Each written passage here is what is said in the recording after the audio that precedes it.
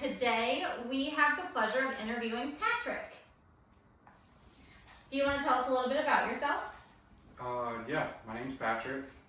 I am just over 10 years in recovery from addiction, primarily drugs, but also alcohol. And I am nearly 10 years working in the field in treatment centers in recovery. Where are you from? I'm from Portland, Maine. What made you come out here for, did you do treatment out here? I did do treatment in Los Angeles, and it was a fairly intentional move. Coming from Portland, Maine, it was the farthest away I could get from home and from the problems that I was causing to try and make kind of a drastic change. That's what I did with college. I went to Maine because it was the farthest away from here. Yeah. So who were you before recovery?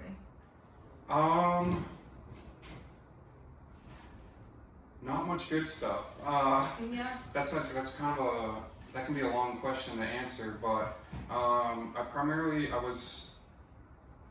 was using a lot of opiates, IV fentanyl use, crack cocaine was definitely one of my things, but pretty much any substances I could get my hands on were what I did. And I think part of my issue before recovery was a lack of identity, because the substance use had kind of become my primary identity. So I don't have a great way to answer that. It was kind of whatever would support using more substances was who I was for the day. If that meant I was a criminal, if that meant I was your best friend because you had drugs, if that meant that I was your worst enemy and taking your drugs or money from you or lying to you, that's kind of some of the things that my life had become, especially in the last few years of using. So you were like a chameleon. Yeah, whatever it took to get high. Okay. So now you work in recovery. So actually, what did I'm fine mean to you at the time? I'm fine.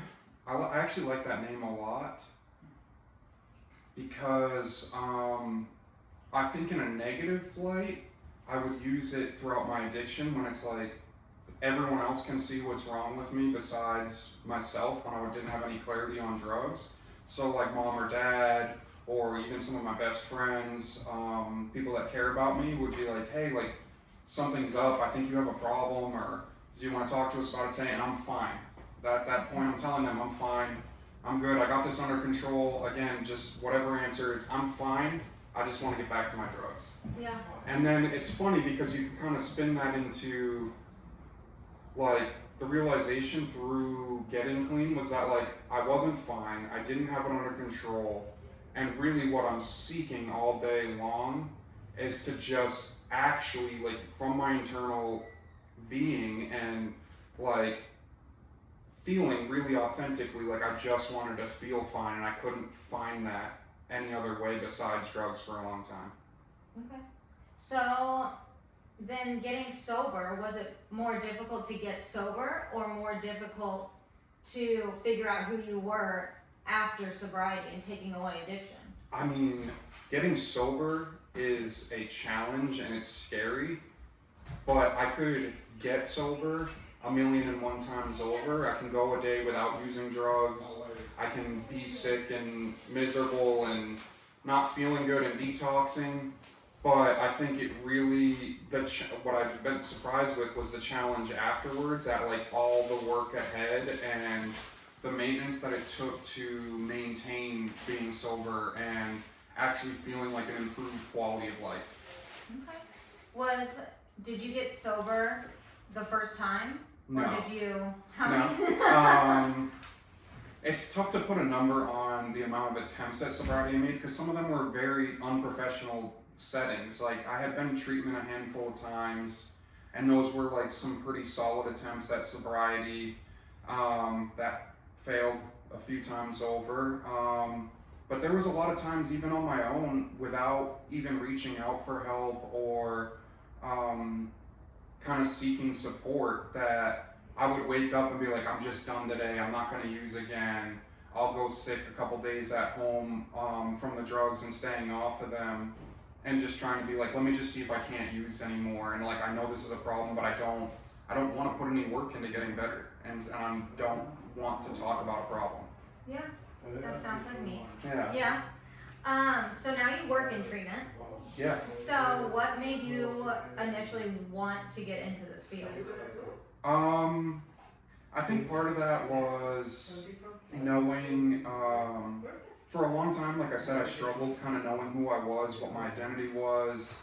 When I was using it was just this shape-shifting, kind of meaningless existence that I had, which came with like not understanding any purpose, which makes it hard to set goals for yourself to do anything better. Because if I don't have a goal in mind and I don't have a purpose, like, where do I go?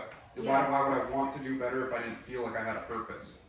And I kind of struggled with that a lot. The first few times I got sober was like, I know I need to get sober, but why, and what is it actually going to be better for me if I'm not meant to be here for something? Yeah.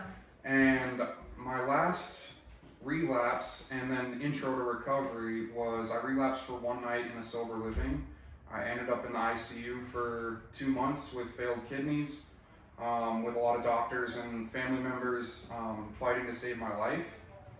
And the amount of time that I had to sit there and think and kind of collect my own thoughts, it finally dawned on me like the opportunity that I had to have a purpose. Like I had gone through enough of an experience and I collected enough stories and hardships through using, and even just the regular life experience that came with it, to have a purpose to share that with somebody else, and realizing like how important that was to me, the people that were around when I got clean, and what it meant to me, like the conversations they would have and how they were there to help me through the process. Like I finally felt like I had a purpose in being a part of that for other people. Yeah. Do you ever learn from your clients? Oh, all the time.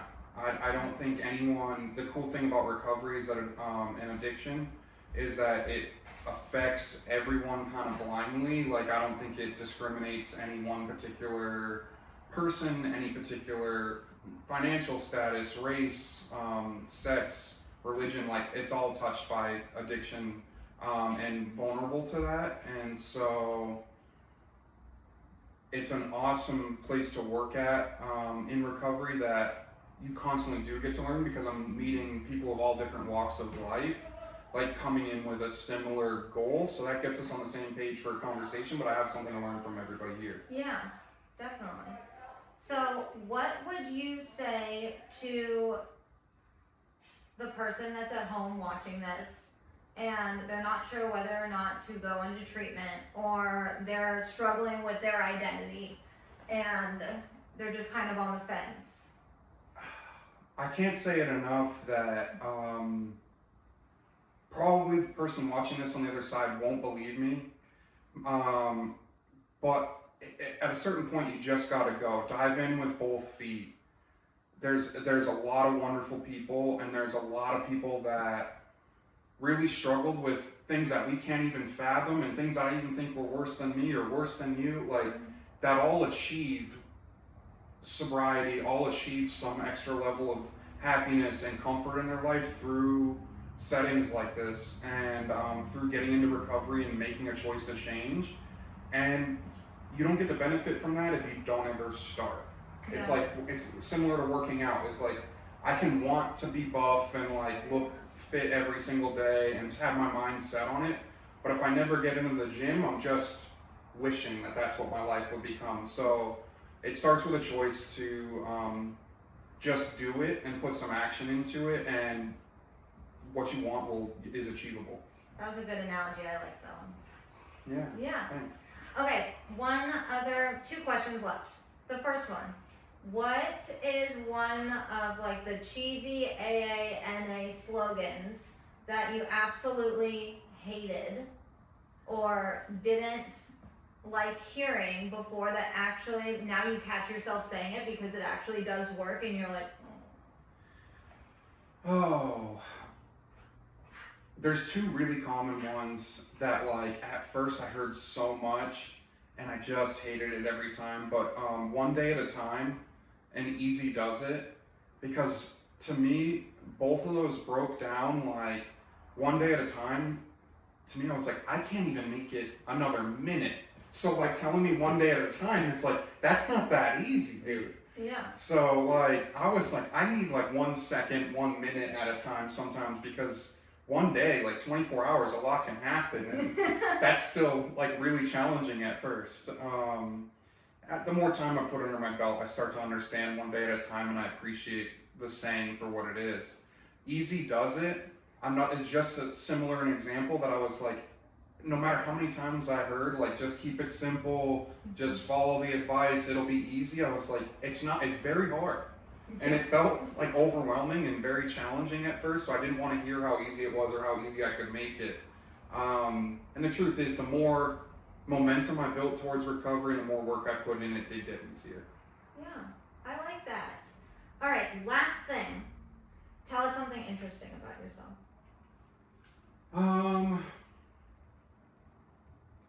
Something interesting about myself. Well, little known fact, most people didn't know, I was in an after school group growing up that I was in a children's circus. And we would travel with that group and perform in different cities. And I went international performing in Canada. Some of my other group members performed multiple times in the Macy's Day Parade and in Washington, D.C., and some of the stuff we did was like walking on stilts, juggling, unicycling, Oh my all gosh. sorts of like choreographed performances for a bunch of kids that do circus stunts. I love that. Yeah. Wow, I'm so happy we did this interview. Well, thank you so much. I appreciate you. We appreciate you. And stay tuned for the next one. Thank you. Thank you for having me. It wasn't that bad. You might have to do it again.